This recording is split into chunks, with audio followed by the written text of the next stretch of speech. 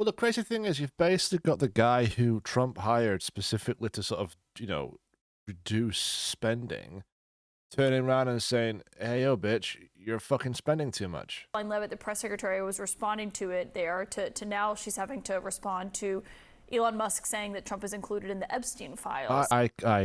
I can't wait to see that. I have to watch that. Very rarely is someone able to criticize President Trump and just go unscathed and have nothing commented on from Truth Social by him. For more on what was, even by Washington standards, an extraordinary day, we're joined first by CNN Chief White House Correspondent Kaitlan Collins, who anchors The Source at the top of the next hour. I mean, we laid out what happened in front of the cameras on social media. What are your sources telling you about behind the scenes? I mean, this day, just the messages alone today hearing from White House officials. Normally you're texting people and saying, what about this on the tariffs or this on Iran? You didn't even have to, say what you were asking about today because everyone just knew what was happening. It was kind of this mixture of amusement and horror inside the West Wing. It wasn't some people's greatest fears of a unlocked Elon Musk just slamming the White House? But also they're not surprised to a degree. And that's not because of what's been happening the last few months. It's what's been happening the last few days. Very rarely is someone able to criticize President Trump and just go unscathed and have nothing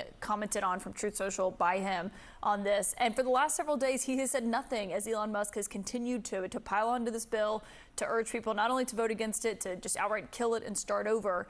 And that changed, obviously, today, where the president was saying, well, he hasn't commented on me personally. And then you saw how that escalated. And I think White House officials this week had been watching since we were in the middle of the briefing 2 days ago when Elon Musk first tweeted about this bill.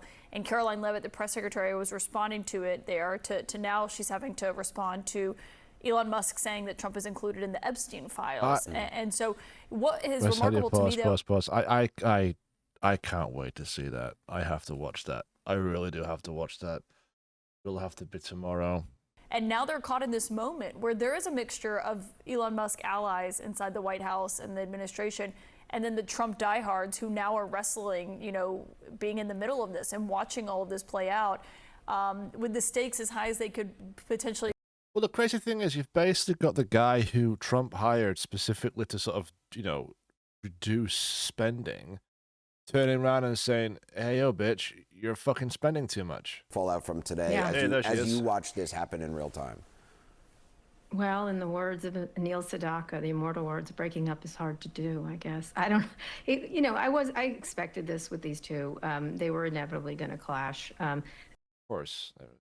Saying all day, big egos, lots of pride, lots of access. Big microphones. When they talk, people listen, pay attention, all that shit. Especially as Elon was getting forced out of the White House. And that's really what was happening before he was moved to the side.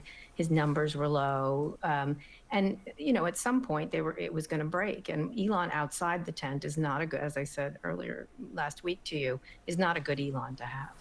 I want to play something that you said back in November, just days after President Trump's election victory. Yeah. With Elon, it'll be interesting to see what happens. I do think they're going to clash. They're too much alike as people. I think I've talked to a number of Republicans who spent some time with him recently, and all of them are like, oh, you were right about his personality. Once you get a taste of that in the extreme, I think Trump and he will clash 100%. Tesla stock is down that much, and obviously Starlink, there's some risks around Starlink because they have so many government contracts. Tesla was already in a free fall in a lot of ways and having a lot of trouble. I think Goddamn, Trump is going to gloat so much if Elon can't stop the bleeding. How many loans do you think he has against his Tesla stock? How many hundreds of billions of dollars do you think he's borrowed against Tesla? When he starts to get those margin calls coming in, it's going to suck. It's going to be brutal, man. We're saying, oh, this is all a stunt, like wrestling or something. But the Epstein tweet, when I saw that, I was like, oh, he's going nuclear, and he's just decided to pull away. Because, in the world of MAGA and conspiracy world, that is... that's like the Ark of the Covenant, and, hidden in some warehouse is this Epstein file, and there are these phony flight logs which are constantly being changed. If anybody criticizes Trump, your name would appear on these flight logs. For him to use the Epstein card, it just seemed, that's throwing all the cards on the table. Absolutely. And that's what Musk is about. One of the great things about Musk is he's a huge risk taker. One of the negative things about Musk is he's a huge risk taker.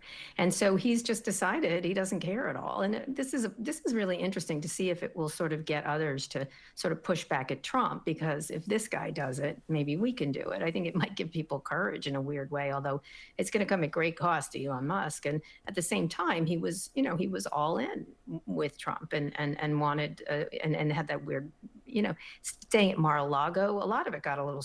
So true. It's a little bit like you ever had those moments in life where like you start dating someone, you feel like you've met the one, it's so amazing, it's so quick, you just get each other, it's great, it's just what you wanted. And then within a year or 6 months, they're just like, nah, don't talk to me about her or don't talk to me about him. They just can't stand each other and don't want anything to do with each other. You know what I mean? Like it just burns out so quickly. Like that.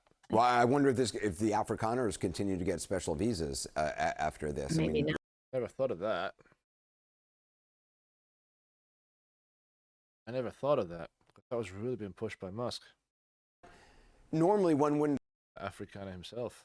Think of like, okay, well, now the president's going to use these levers that have never been used before, but we've seen him use levers against law firms and schools and stuff. So why wouldn't he could go after? He did. He could go after Starlink He said contracts. that with the contracts. Right. Yeah, he said it. He said it explicitly. But Elon's like, fine. Do you want the astronauts picked up at the space station? Do you want those satellites in the air? I mean, there's a lot of stuff that Musk does, especially in space, that is critically important at this moment. And sort of speaks to the issue is we don't have enough competition, right? That the government needs a lot of ability to not just rely on one person.